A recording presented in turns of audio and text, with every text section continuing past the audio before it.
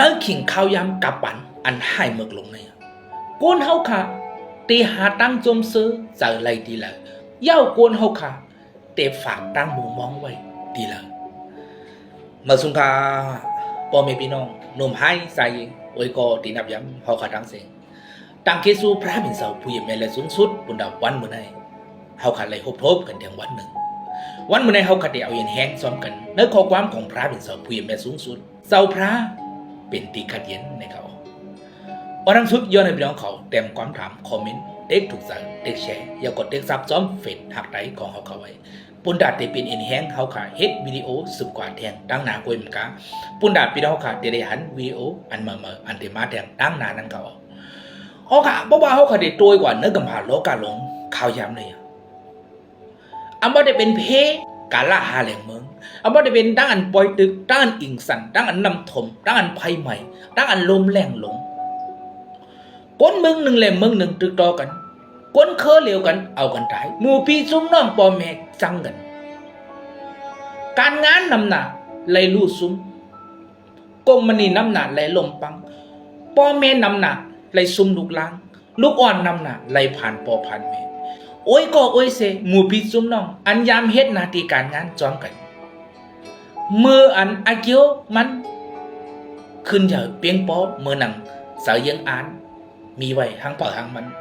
กูก็พร้อมกันเป็นนำหนึ่งเสือเลียวกันโมหักกันโมเปี้ยงกันโมจอยแถมกันก้อยกาวันหนึ่งมาเมื่ออาเกียวมันเมื่อหนังเสือยังอ่านหางเป่าหางมันเยอะเลยพี่น้องโอ้ยก็น้ำหนาไล่ผ่านเพกันไล่ซังกันพี่น้องออกกันเมื่อพ่อแม่ล่มหายตายกว่าเยอะเกิดลูกล้างพิดกันมอกันก็เปิดอุกษาปิกเสนาเฮินตายเย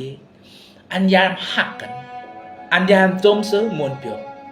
อยู่เสาจอมกันมาข้าวตั้งหึงก้อยกาวันหนึ่งมานาเฮินไล่ผ่านเพไล่แตกย้ายกันลูกอ่อนนำนาไล่หบทบปอสึกเมสึกเลือเสนำก้อยเหมือนกันก้นนำนาเอาเอ็นเอาแห้งเอางานสติปิญญาคัดเจอเฮ็ดนาทีการงานปุ้นดาเตมีอุกษาปิกเสนาทีการงานอันดีลีวันหนึ่งมาแต่เลยจำจ้าแต่เลยมีตังโจมซื้อกว่าในวันตามือนานั้นก้อยกามืออันเพอันเรหลายเสื้อหลายเมียวเข้ามานั่นนะตั้งสิ่งไหลลมปังก็จะเลยก้นเฮาขาดเตฝากตั้งมุงมองไว้ไหลตีหลัง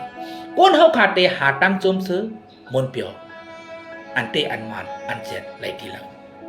โอเคในวันเมื่อไหร่เขาขดิตโดยในสมัยจำเด็กของพระบิณฑผู้ใหญ่สูงสุดกว่าซ้อมกัน2ก็ดินถูกข้อเยอะ3ข้อเล็ก10เซน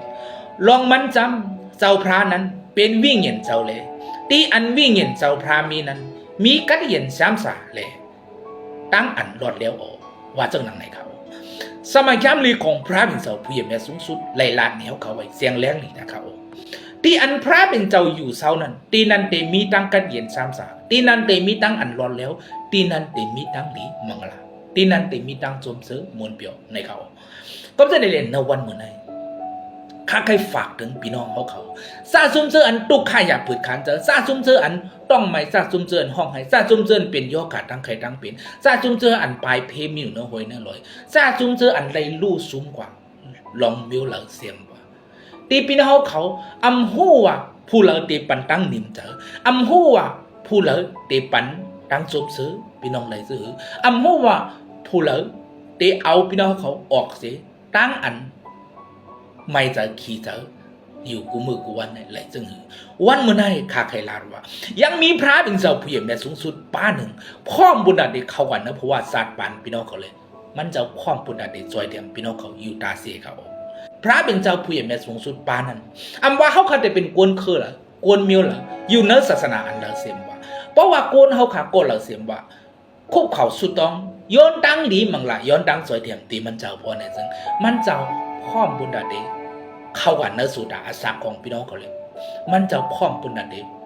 ป้าเอาพี่น้องเขาออกเสียตั้งตุกข่ายอยากผืดคันเจอเลยมันเจ้าพ่อมบุญดาเดปันตั้งนิ่มเจอเลยทั้งดีมังละพี่น้องเขากูก็กูกวนเขาพระเป็นเจ้าผู้ใหญ่แม่สูงสุดปานั้นมันจะมีสื่อว่าสีสุขิตในเขาก็จะได้เล่นในวันเมื่อไหร่ ย้อนเฮาพาเป็นเสาผู้ใหญ่ในสูงสุดปันตังดีเมืองละเนื้อนาเฮินตายเยเนื้อนาดีการงานเนื้ออัศตานของพี่น้องของกูโกกุกคนอีกปันตังนาเฮินตายเยของกาเสคำออกเมื่อสูงกา